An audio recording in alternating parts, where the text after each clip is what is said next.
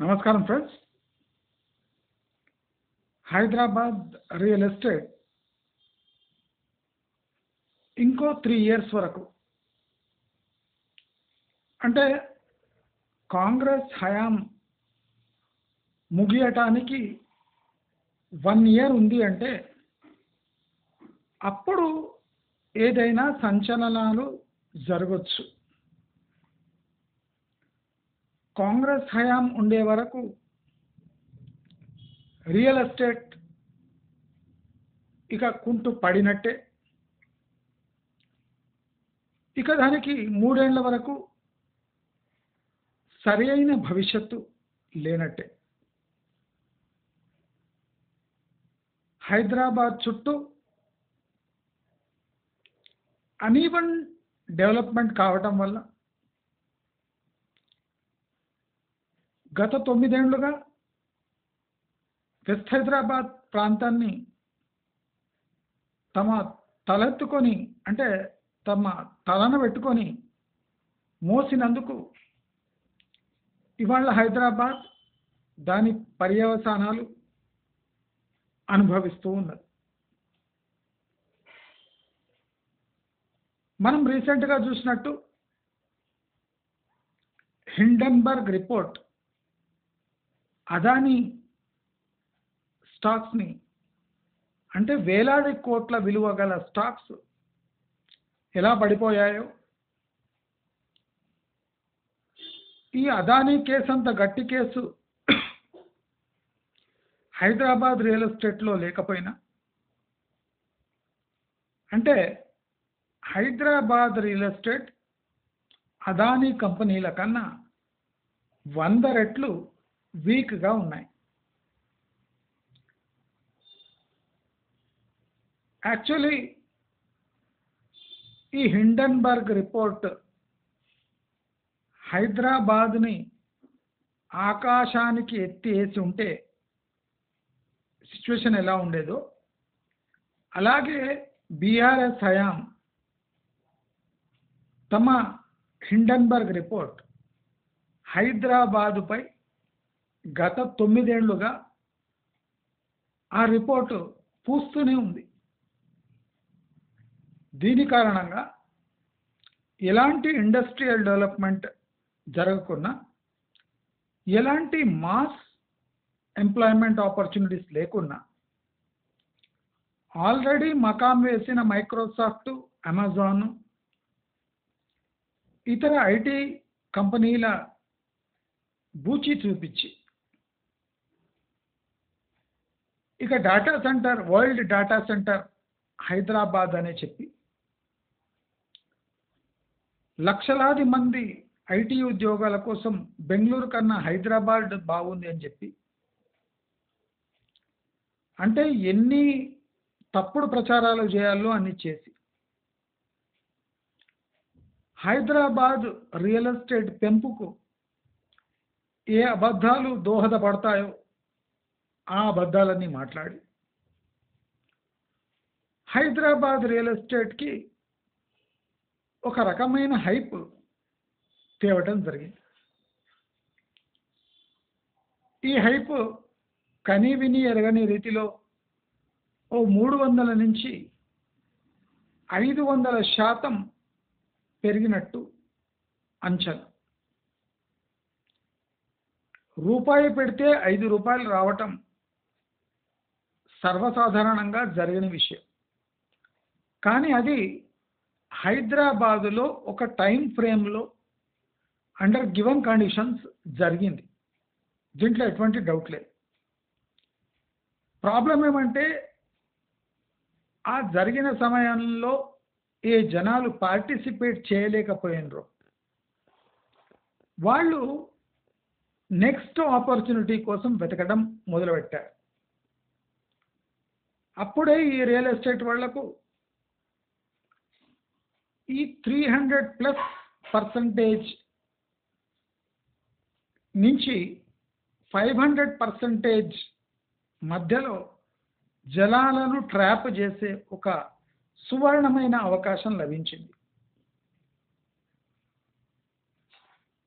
ఈ 0 to 300 మధ్యలో ఎవరు క్యాష్ చేసుకున్నారో, కొంతమంది క్యాష్ చేసుకున్నారో, వాళ్ళ మినహా మెజారిటీ ప్రజలు ఈ 300% హైప్ నుంచి ముందర పోయే సమయంలో ట్రాప్ కావడానికి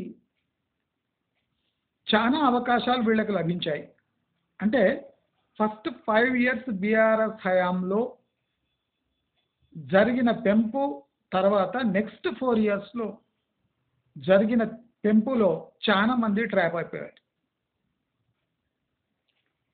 రియల్ ఎస్టేట్ అంటే ప్రతి ఏటా 150% పెరుగుతుంది అని చాలా ప్రైవేట్ ఏజెన్సీ నుంచి డబ్బులు ఇచ్చి మరి ఇలాంటి రిపోర్ట్ చేయించారు. అది ఎలాగో ఈ శాతం ఎలా పెరిగిందో ఆ ప్రైవేట్ రియల్ ఎస్టేట్ సంస్థలు కూడా చెప్పలేకపోయినాయి.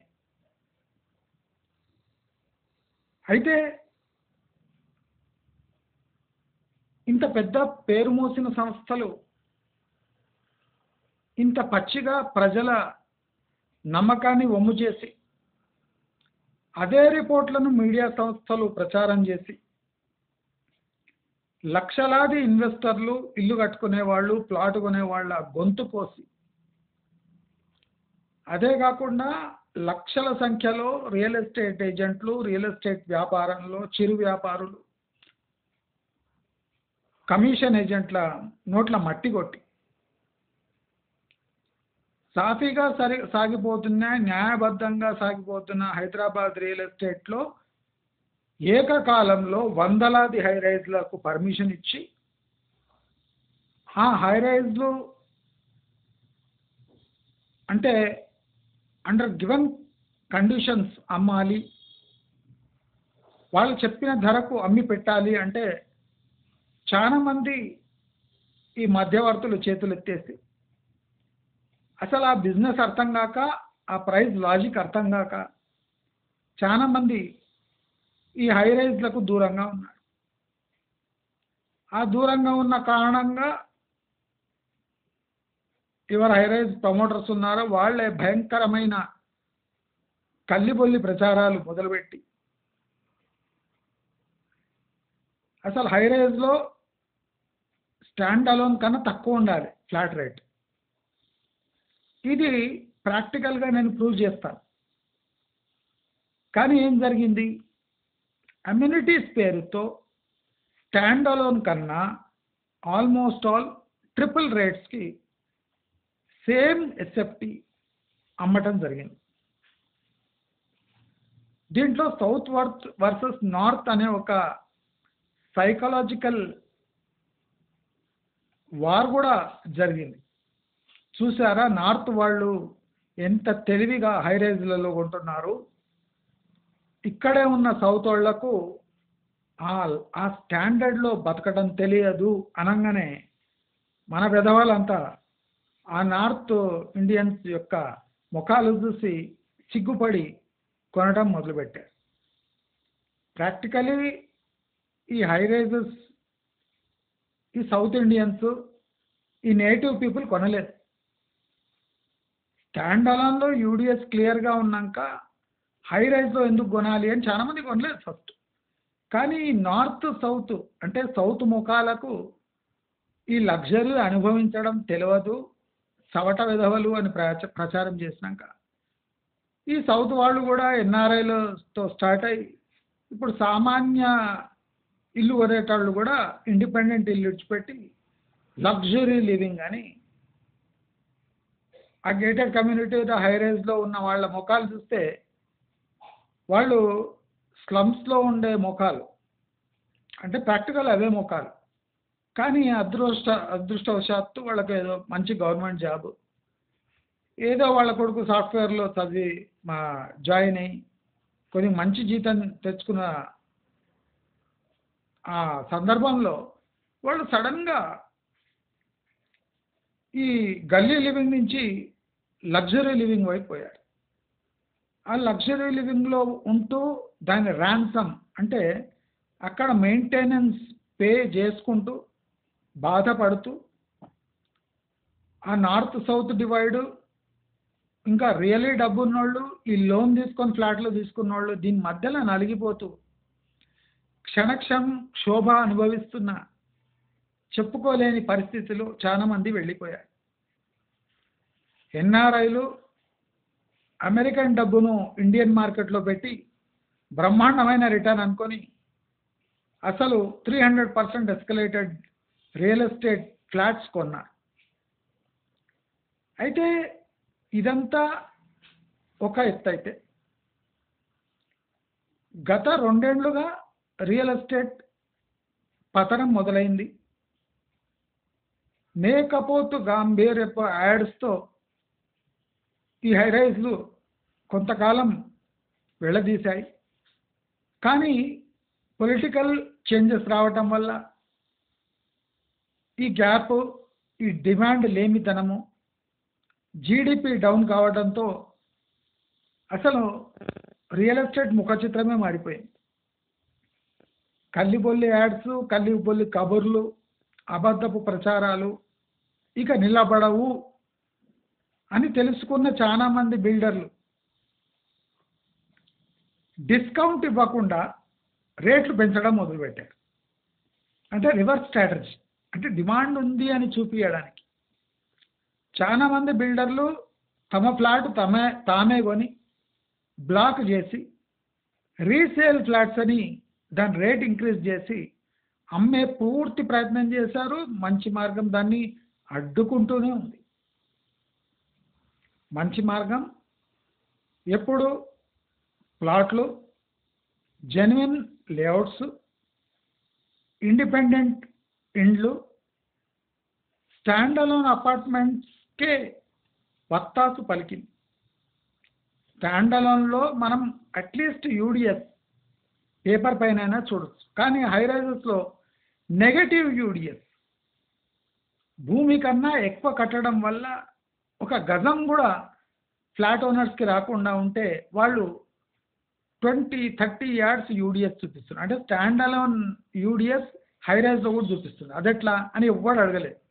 ఎందుకంటే సన్నాసులు కనుక, చదువుకున్న సన్నాసులు కనుక, వీళ్ళని ఎవరు చేంజ్ చేయలేరు కనుక, వీళ్ళకు వీళ్ళే మేధావులు కనుక ఎవరు ఎక్స్ప్లెయిన్ చేయలేకపోయినారు. ఎక్స్ప్లెయిన్ చేసినా వాళ్ళు వినే స్థితిలో లేదు. ఎందుకంటే ఇగో బాగుంటుంది కనుక ఈ మూర్ఖులకు ఎంత చెప్పినా అర్థం కాదు.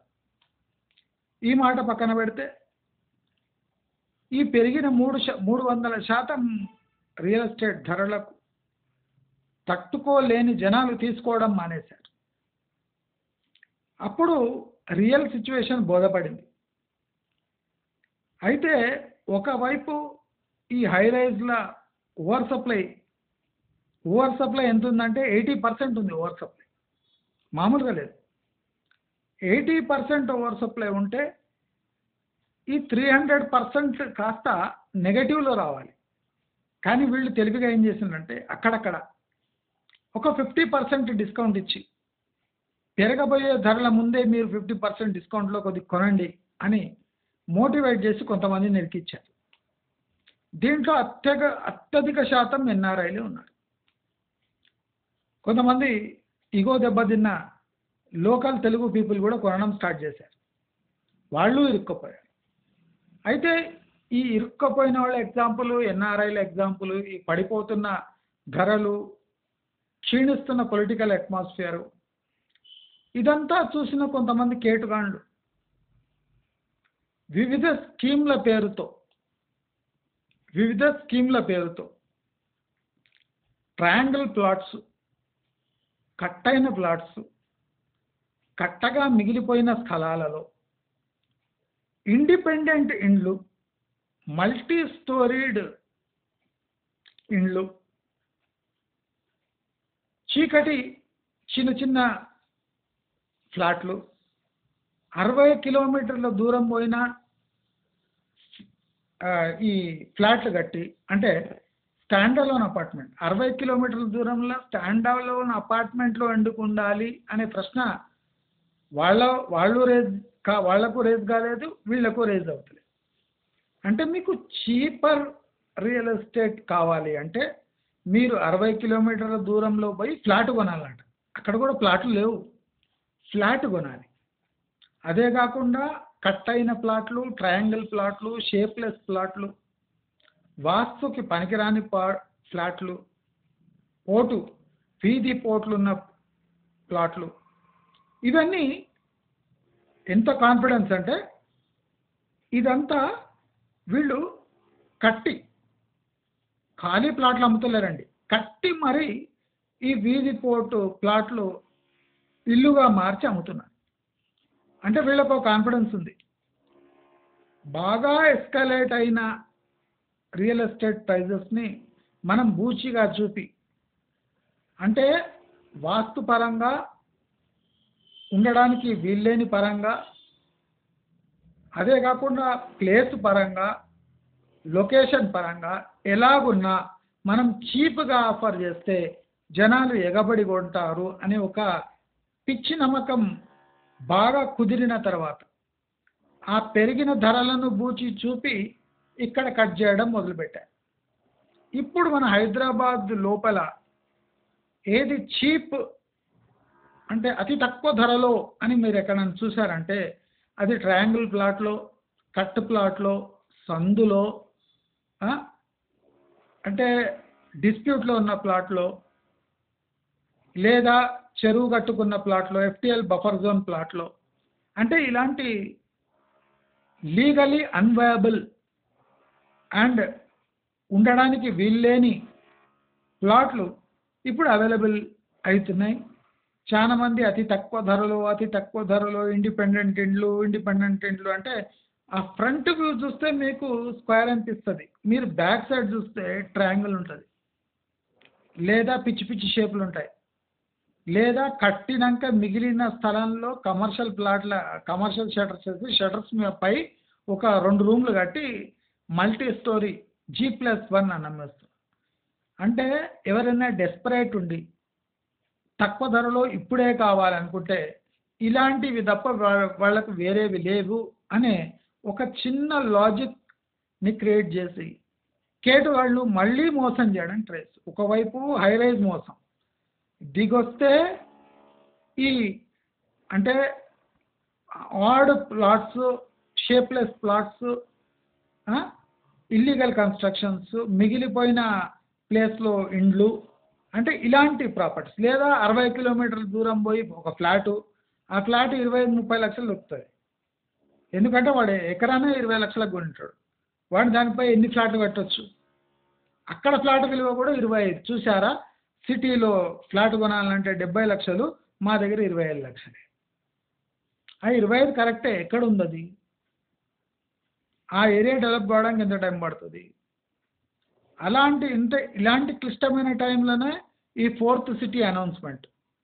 ఆల్రెడీ కన్ఫ్యూజ్డ్ ఉన్న వెస్ట్ హైదరాబాదు, డిస్ట్రాయ్ అయిపోయిన యాదగిరి సైడు, అసలు దిక్కులేని నల్గొండ హైవే, సాగర్ హైవే, అది కాకుండా పైన పోతే షామీర్పేటు, ఇటు పోతే మన దాన్ని ఏమంటారు పటాన్చెరు అటు దిక్కు,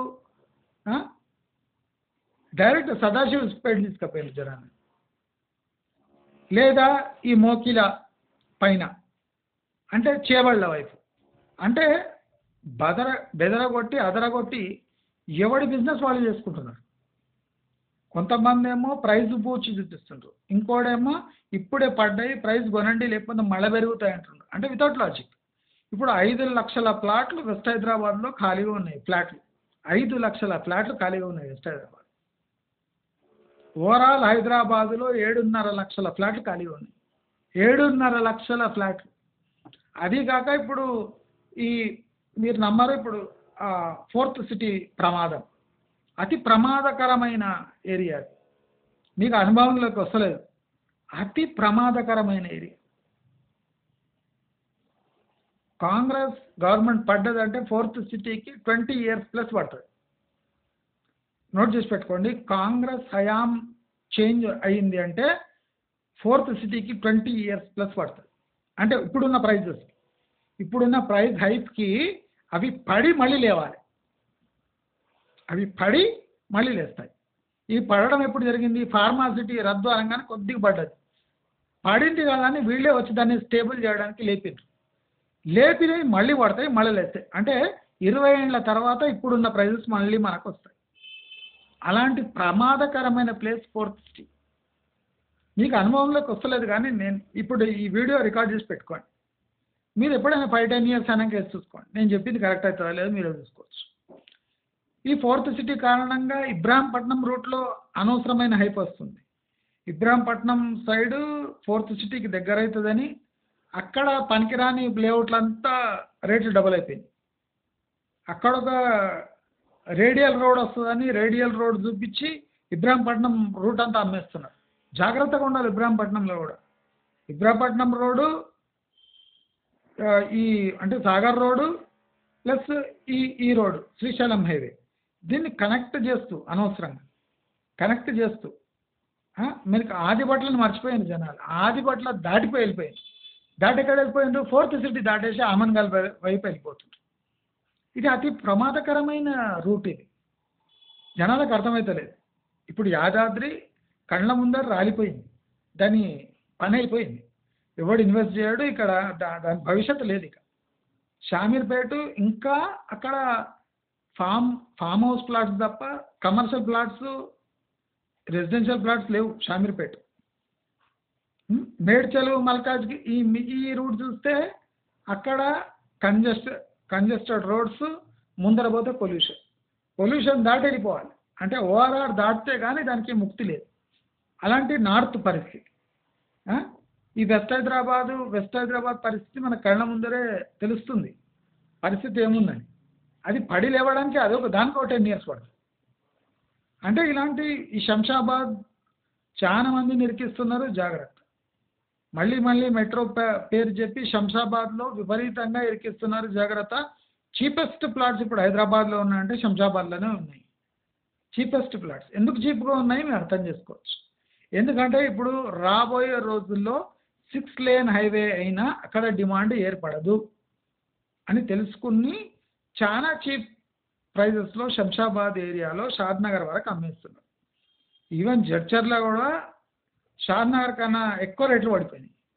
ఎందుకంటే రాంగ్గా డెవలప్ చేసి మహబూబ్నగర్లో వడ్ల వ్యాపారమే సరిగ్గా జరుగుతలేదు. అంటే అక్కడ ఐటీ టవర్స్ కట్టింది. అంటే ఇంత దుర్మార్గులు చూడండి వీళ్ళు. అంటే ఒక టవర్ కట్టి ఇక్కడ ఐటీ డెవలప్మెంట్ జరుగుతుంది అని మభ్యపెట్టి మహబూబ్నగర్లో కూడా ఐటీ టవర్ కట్టిండు.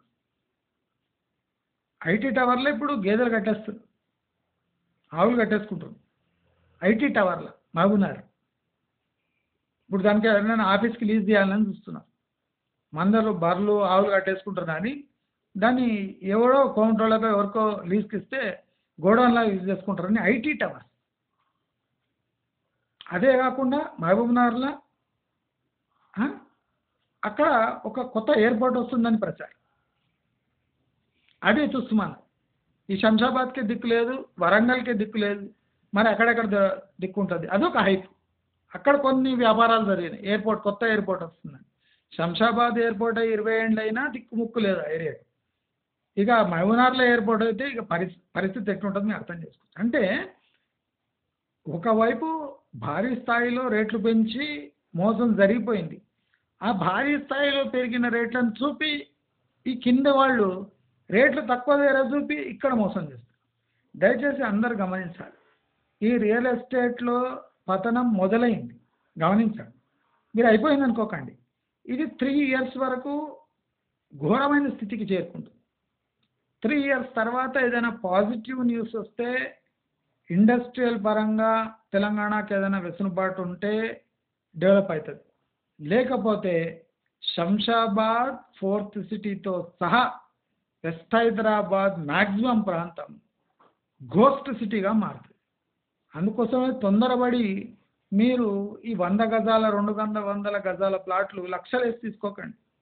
111 జియో ఏరియా ఇంకా హ్యాంగ్ అయి ఉంది, ఇంకా హ్యాంగింగ్లోనే ఉంది. అది కాంగ్రెస్ అనుకుంటే కంటిన్యూ చేస్తుంది. కానీ కాంగ్రెస్ ఆ 111 జియోని పెట్టాలా వద్దా అనే సంక్షోభంలో పెట్టి అక్కడ చాలా ల్యాండ్స్ చాలా మంది పొలిటీషియన్స్ బై చేస్తున్నారు. నేను ఎన్నో వీడియోలో చెప్పిన. ఇప్పుడు అర్థం కాదు, మీకు స్లోలీ అర్థమైపోతుంది. ఫార్మా సిటీ ఎంత రియాలిటీనో ఫోర్త్ సిటీ కూడా అంతే రియాలిటీ. మీరు డైలీ వచ్చే ఈ ఫోర్త్ సిటీ న్యూస్ పట్టించుకోకండి. అంత ఈజీ కాదు ఒక సిటీని నిర్మాణం చేయడం. వీళ్ళు 6 నెలలు సంవత్సరంలో ఒక సిటీకి రూపురేఖలు తెద్దాం. రోడ్లు వేస్తే రూపురేఖలు లేవండి. డెవలప్మెంట్కి ఆస్కారం ఉన్న ఫ్యాక్టర్స్ కావాలి, అయితేనే డెవలప్ అవుతాయి. ఇప్పుడు మనం నిన్న వేసిన వీడియో రిస్క్లెస్ రియల్ ఎస్టేట్ వాళ్ళు చూపించినాను లెక్కలు. నేను బేసిక్ లెక్కలు చూపించిన, ఇంకా డీప్ లెక్కలు చూపించుకుంటూ గుండెదే వస్తుంది. అంటే స్టూడియో అపార్ట్మెంట్స్ అని ఒక రూము బాత్లెట్ 30 లక్షలకు అంటిస్తున్నాడు. దానికి కిరాయి ఆశ చెప్తున్నాడు. బ్యాంకులు వేస్తే 7.5% వస్తుందండి fixed deposit per year. Fixed deposit వీడి దగ్గర 30 lakhs రిస్క్ ఎందుకు తీసుకోవాలి? 7.5 లెక్కేసుకోండి, 30 లక్షలు ఎంత వస్తుంది? ఇక్కడ లోన్ తీసుకుంటే ఆ లోన్ అమౌంట్ 57 lakhs అవుతుంది 10 year టెన్యూర్ తీసుకుంటే. మరి 1 room బాత్లెట్కి 57 లక్షలు అప్పు చేసి లోన్ తీసుకొని 7.5% వడ్డీ వస్తుంది. ఎట్లా వస్తుందండి? 30 లక్షలపై 7.5% పెడుతుంది, కానీ 10 year టెన్యూర్లో 57 lakhs కట్టాలి. ప్రాక్టికలీ 3% కూడా వస్తలేదు ఆయన వడ్డీ. అంటే ఇలాంటి కల్లిబుల్లి క్యాల్కులేషన్ చెప్పి ఎన్ఆర్ఐ సన్నాసులు కూడా పెట్టిందంటే వాడు ఎటువంటి సన్నాసులు అండి. కనుక మీరందరూ కొద్దిగా ఆగండి. కొద్దిగా ఆగండి అంటే 2 ఏళ్ళు ఆగాలి. మొన్న కొద్దిగా పరిస్థితులు స్థిరపడేటట్టు అవుతుండే, కానీ అతి ప్రమాదకరమైన వ్యక్తి టోటల్ కాంగ్రెస్లో అంటే పొంగులేటి శ్రీనివాసరెడ్డి. చాలా జాగ్రత్తగా ఉండండి. Ponguleti Srinivasa Reddy can bring down Congress government due to pressure. Ponguleti Srinivasa Reddy can bring down government. నాకు అందుతున్న సమాచారం. ఈయన చేసే కార్యక్రమాల వల్ల హైదరాబాద్ రియల్ ఎస్టేట్ భయంకరమైన సంక్షోభంలో పడబోతుంది. ఇది కూడా గుర్తుపెట్టుకోండి. ఈ 2 ఫ్యాక్టర్స్ గుర్తుపెట్టుకోండి. కాంగ్రెస్ గవర్నమెంట్ డీస్టెబిలైజ్ కావడానికి ఇంకో 6 నెలల్లో కావచ్చు అని నాకు సమాచారం ఉంది. అది అయితే కావచ్చు, నేను కూడా గ్యారంటీ కాదు, నేను దేవుడిని కాదు. పొలిటికల్ ఫ్యాక్టర్స్ ఎట్లా మోల్డ్ అవుతుంటాయో అట్లా స్టెబిలిటీ అంటే షేక్ అవుతుంటుంది అని మీ అందరికీ తెలియజేసుకుంటూ, రాబోయే 3 ఏళ్ల వరకు మీ డబ్బు బ్యాంకులో కూడా సేఫ్ లేదు, రియల్ ఎస్టేట్లో అసలే లేదు అని చెప్తూ జాగ్రత్తగా వ్యవహరించాలి అని ప్రతి ఒక్కరిని హెచ్చరిస్తూ, మీకు అంత అర్జెంట్ ఉంటే డిటీసీపీ లేఅవుట్స్లో పోయి నెగోషియేట్ చేసి ప్లాట్లు కొనండి తప్ప స్థిరాస్తుల్లో అంటే ఇంటి ఆస్తులు అంటే బిల్టప్ ప్రాపర్టీస్ కొనడం మానేయండి అని అందరికీ తెలియజేస్తూ, ఈ షేప్లెస్ ప్లాట్స్ ఈ అంటే ఈ గ్యారంటీ లేని లీగల్ డాక్యుమెంట్ లేని ప్రాపర్టీస్ కొనబోకండి అని అందరికీ హెచ్చరిస్తూ నమస్కారం.